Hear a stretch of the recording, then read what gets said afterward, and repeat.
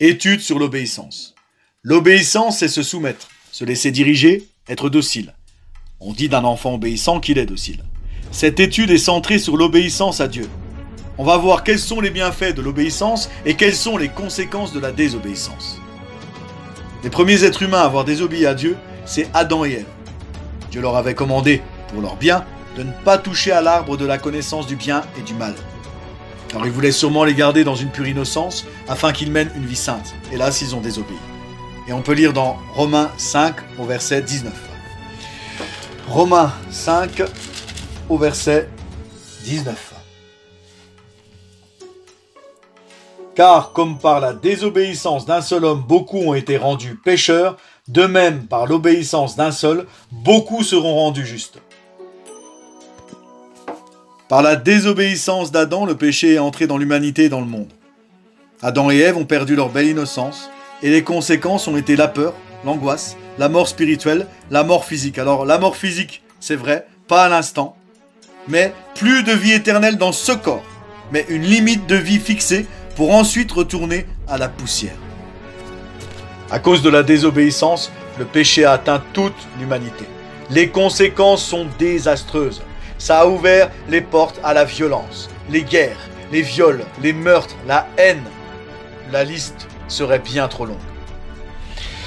Mais au contraire, Jésus-Christ, quand il a quitté son ciel de gloire pour revêtir un corps d'homme, a vécu une vie de pleine obéissance, obéissance jusqu'à la mort.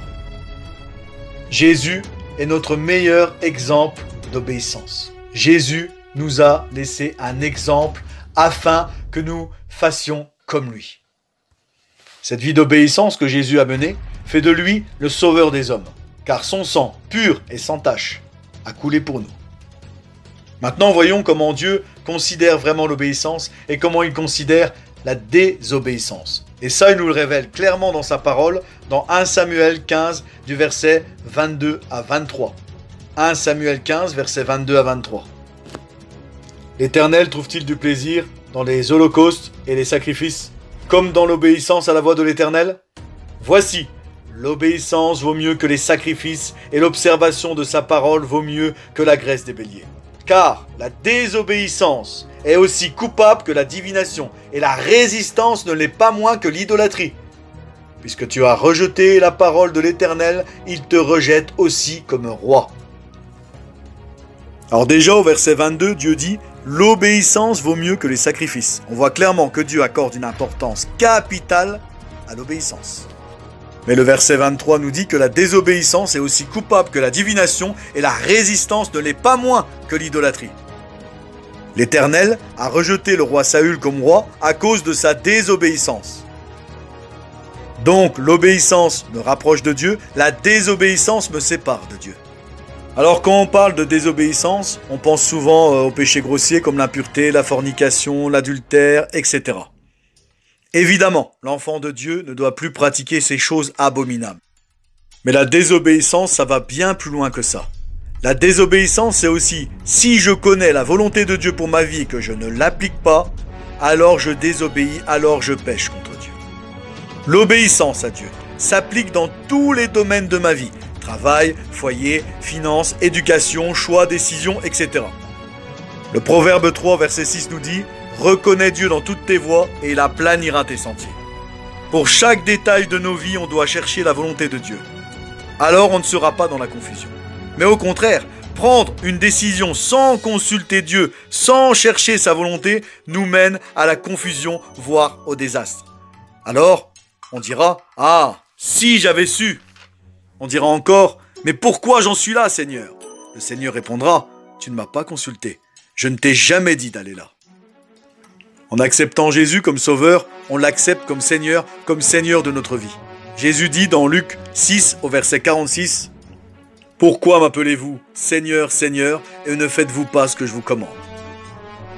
On peut constater dans l'Ancien Testament que quand Israël, le peuple de Dieu, obéissait à Dieu, il recevait de nombreuses bénédictions, des délivrances extraordinaires, la victoire sur leurs ennemis, etc.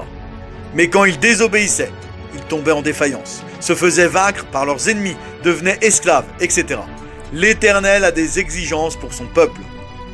On peut se poser la question, l'obéissance est-elle aussi dans la Nouvelle Alliance? Oui, plus que jamais, car Dieu ne change pas. Il est le même hier, aujourd'hui, éternellement.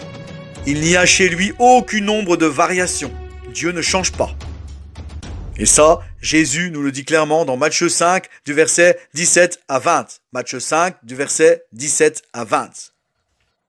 Ne croyez pas que je sois venu pour abolir la loi ou les prophètes. Je ne suis pas venu pour abolir, mais pour accomplir. Car je vous le dis en vérité, tant que le ciel et la terre ne passeront pas, il ne disparaîtra pas un seul iota ou un seul trait de lettre, jusqu'à ce que tout soit arrivé. Celui donc qui supprimera l'un de ses plus petits commandements et qui enseignera aux hommes à faire de même sera appelé le plus petit dans le royaume des cieux. Mais celui qui les observera et qui enseignera à les observer, celui-là sera appelé grand dans le royaume des cieux. Car je vous le dis, si votre justice ne surpasse pas celle des scribes et des pharisiens, vous n'entrerez pas dans le royaume des cieux.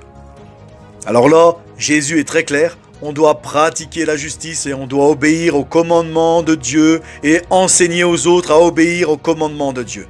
Et Jésus précise que si notre justice ne surpasse pas celle des scribes et des pharisiens, on n'entrera pas dans le royaume de Dieu. Alors parce que je suis sous la grâce, est-ce que je peux désobéir? Est-ce que je peux pécher parce que je suis sous la grâce? On a une autre réponse par Paul dans Romains 6 du verset 15 à 16. Romains 6 du verset 15 à 16. Quoi donc? Pécherions-nous parce que nous sommes non sous la loi mais sous la grâce? Loin de là. Ne savez-vous pas qu'en vous livrant à quelqu'un comme esclave pour lui obéir, vous êtes esclave de celui à qui vous obéissez, soit du péché qui conduit à la mort, soit de l'obéissance qui conduit à la justice. Voilà, c'est clair. La désobéissance, le péché conduit à la mort. L'obéissance conduit à la justice, donc à la vie.